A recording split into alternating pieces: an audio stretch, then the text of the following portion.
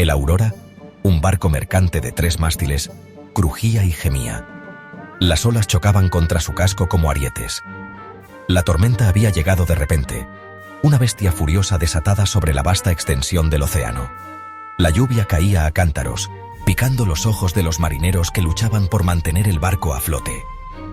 El miedo flotaba denso en el aire salado, una presencia tangible tan real como el viento que les azotaba la cara. El mar era un caldero, agitándose y espumando. Las crestas de las olas se elevaban como espectros, sus fríos dedos alcanzando la cubierta de la Aurora.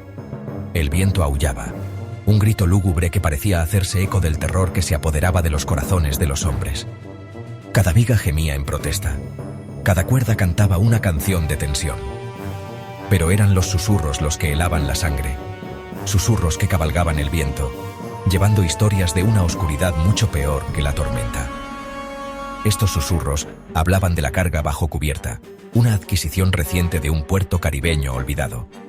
Una antigua estatua de madera, sus orígenes envueltos en misterio, yacía entre la carga habitual. Los hombres hablaban de ella en voz baja, con los ojos muy abiertos por el miedo, porque conocían las advertencias del capitán, historias de una maldición que seguía a la estatua, una maldición que traía mala fortuna y susurraba promesas de muerte. El capitán Martín, un hombre curtido por años en el mar, agarraba el timón. Su rostro curtido, marcado por líneas de preocupación, estaba iluminado por los relámpagos intermitentes. Sentía el peso de su responsabilidad, no solo por su barco, sino por la vida de sus hombres.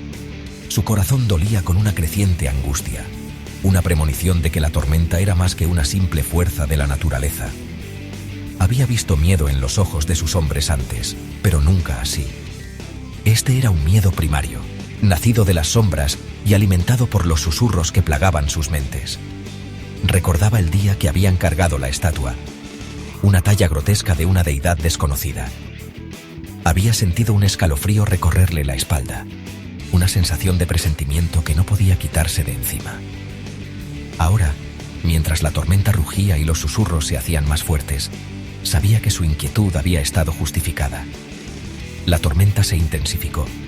Su furia igualaba el terror que se apoderaba de la tripulación.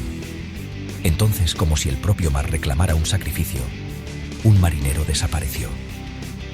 En un momento estaba allí, aferrado al aparejo, al siguiente se había ido, tragado por la furiosa tormenta.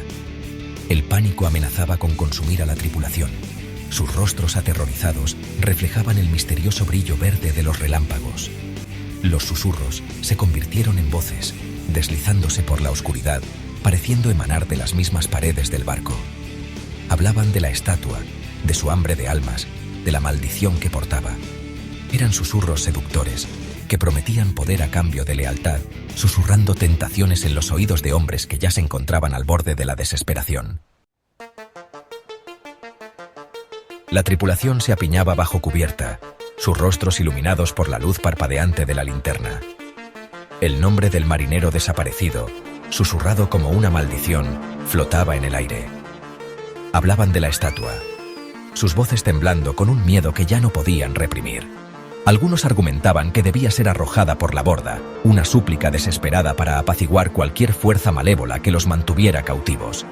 Lucas, un joven oficial recién llegado a la Aurora, escuchaba las historias con una creciente sensación de inquietud. Era joven, su rostro aún conservaba los restos de la inocencia juvenil, pero no era ajeno a los peligros del mar. Sin embargo, esto era diferente. Esto no era el poder bruto de la naturaleza, sino algo más insidioso, algo que susurraba en las sombras y jugaba con los miedos más oscuros de los hombres. La desaparición de su compañero de barco lo había sacudido hasta la médula.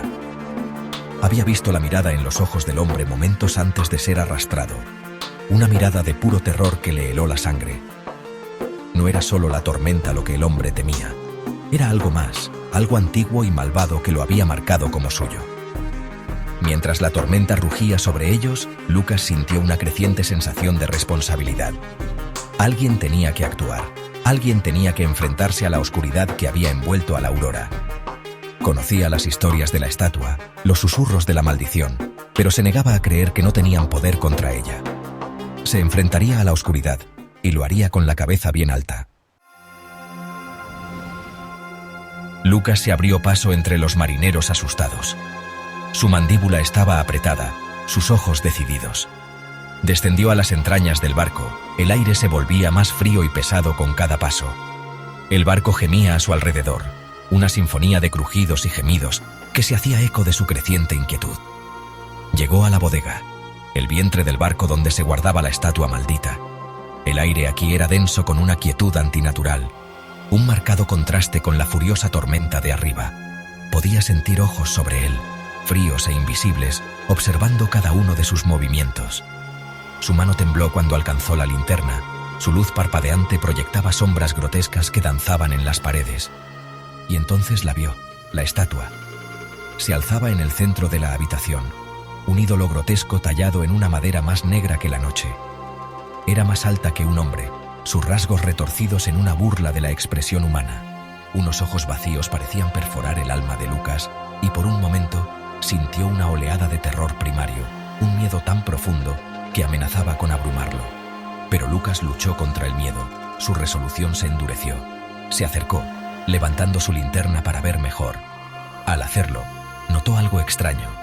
La estatua parecía palpitar con una misteriosa luz interior, y las sombras a su alrededor se profundizaron, retorciéndose y contorsionándose como si estuvieran vivas.